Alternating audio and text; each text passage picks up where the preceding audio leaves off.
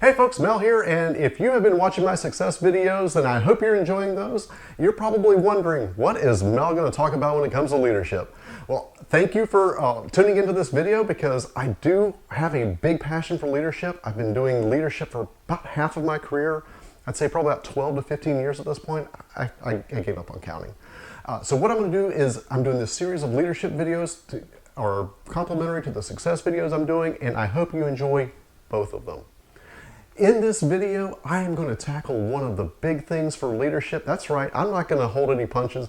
I'm just going to dive straight into the heavy stuff. This video, I'm talking about one-on-ones. Now, a lot of leaders out there shy away from them. They're going, well, my calendar is really busy, or they don't seem like they want to talk to me that much, or I know what's going on. We have team meetings.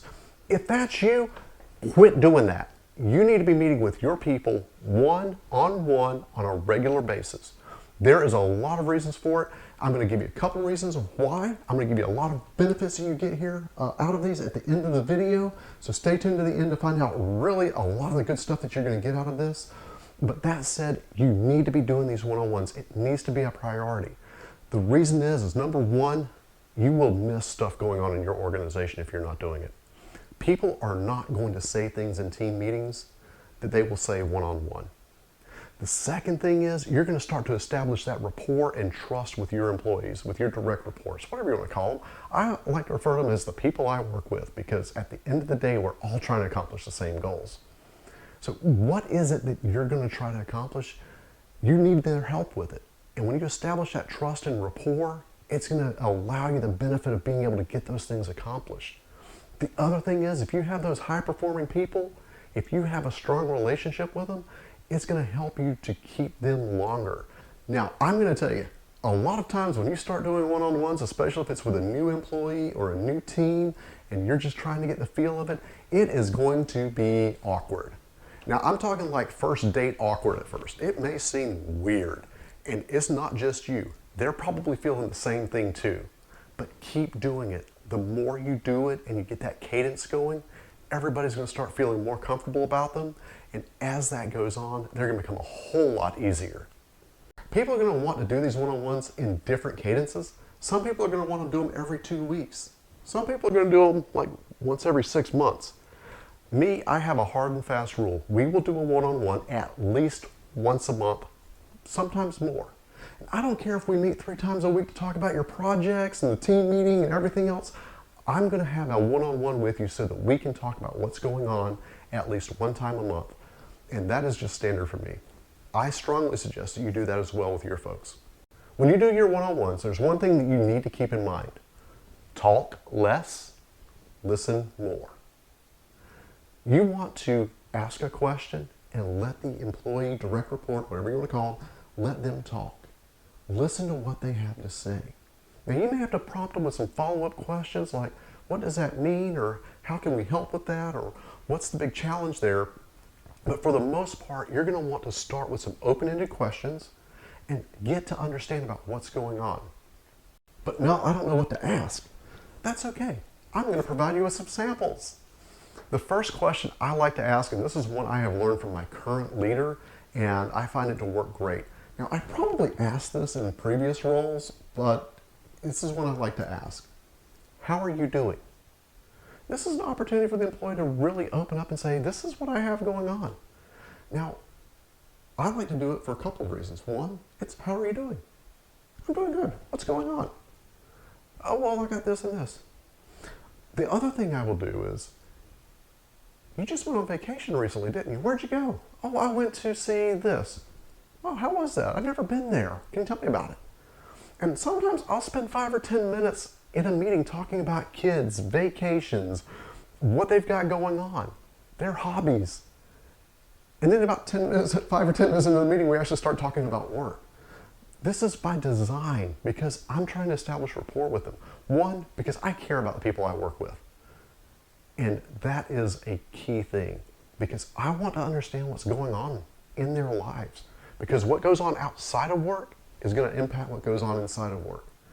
I have said time and time again, you do not have employees who people on the side.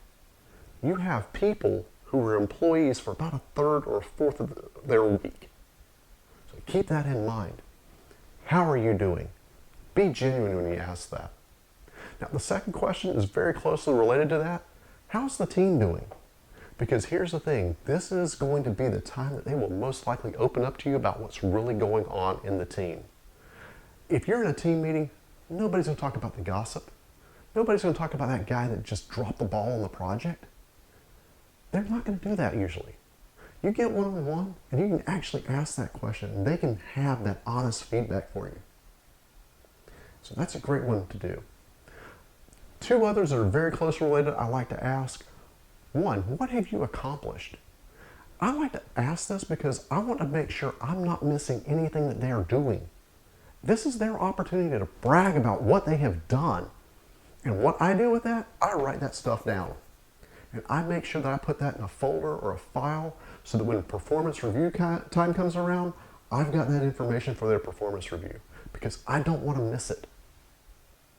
The second thing I ask, very closely related in that regards, is what have you not accomplished? And the first time people hear that, they freak out because they're like, great, I'm about to get dinged for something I didn't do. No, that's not the approach you want. Hey, what have you not been able to accomplish? Because you're in too many meetings, because your other project ran over, because you've just been tied up with other stuff. You're waiting on another team. What is it you can't get done? Because when they start telling you, oh yeah, I want to do this, but I can't get it done because I'm waiting on the developers. Okay, let me go talk to the development managers and see what's going on with the project. Maybe they're behind for some reason. This gives you the opportunity to step in and advocate for them.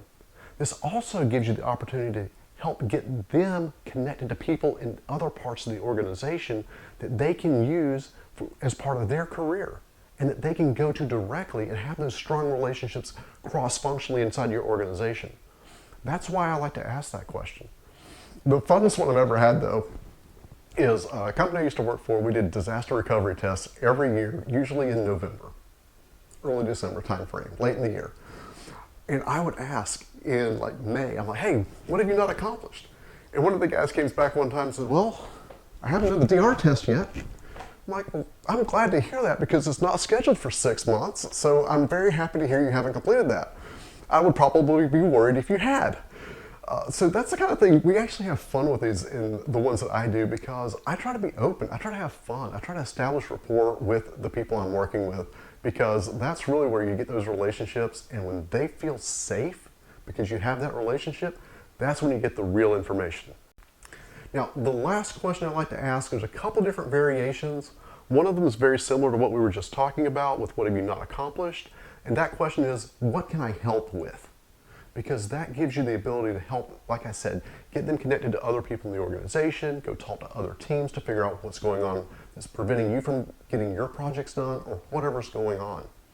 But the last question I like to ask is one that I learned from one of my previous leaders, and that is, what can I do for you?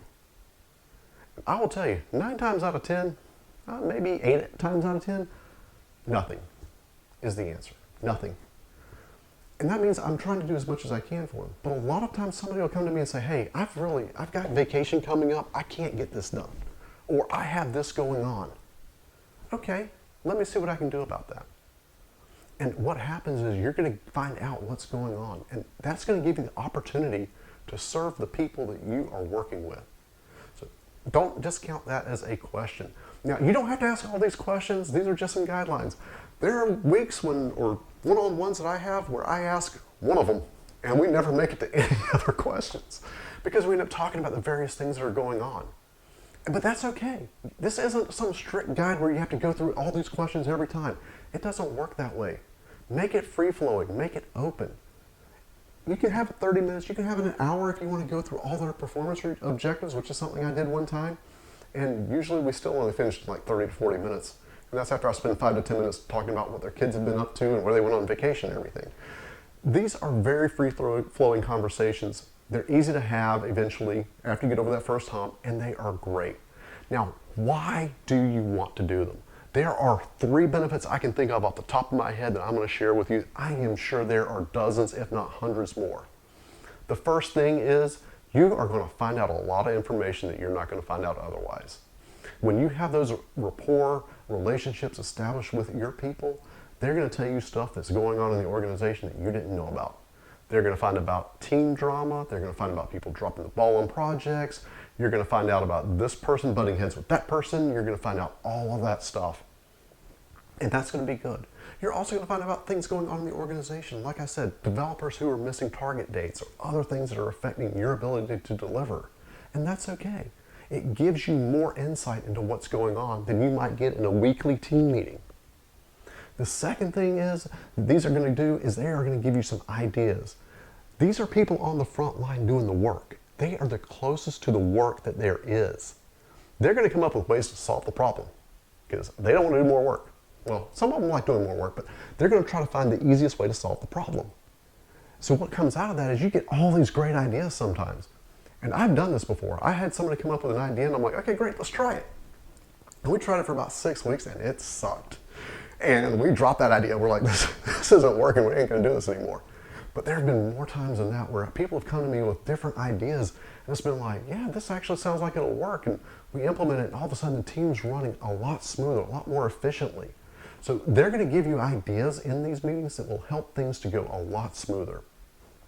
The third thing, and probably my favorite reason for doing regular one-on-ones, is that I have, in the 10 or 11 years I've been doing regular one-on-ones with people, I have never, to the best of my recollection, gotten to an annual performance review and it be one of those scenarios where they think they're performing here and I've gotten them performing there. There is never that kind of gap in this. Now, there may still be some gaps here, one way or the other, but what I have found is when you're having those conversations all year long, you get to performance review time, it's easy. They know where they're at. You just talked about it last month and the month before. So if you're running into situations where you're having those hard conversations at the end of the year performance reviews or 6-month performance reviews and you're just constantly struggling with your employees or your people that, hey, these aren't lining up, have more one-on-ones. Make sure you're in sync on what they accomplished, what they didn't accomplish, why it's important. Because when you do that, those conversations get a lot less stressful and it actually makes your performance review process at the end of the year or every 6 months a lot easier to do. All right, I'm going to tie this up there. This is one of my favorite things to talk about is one-on-ones. As you can probably tell, I'm passionate because it has served me so well in my career. If you know somebody, another leader out there who could use this information, share this video with them. Get the word out. Help them to be a lot better at one-on-ones and get the benefits out of it. That's why I do these. I'm not doing this necessarily for me. I'm doing this so that everybody out there can learn from the mistakes I've made, learn from the successes I've had, so that you can be a better manager out there. If you like this, please hit the like button because, algorithm somewhere. And more importantly, share it with people that you think are going to get benefit out of it. And I will catch you in the next video.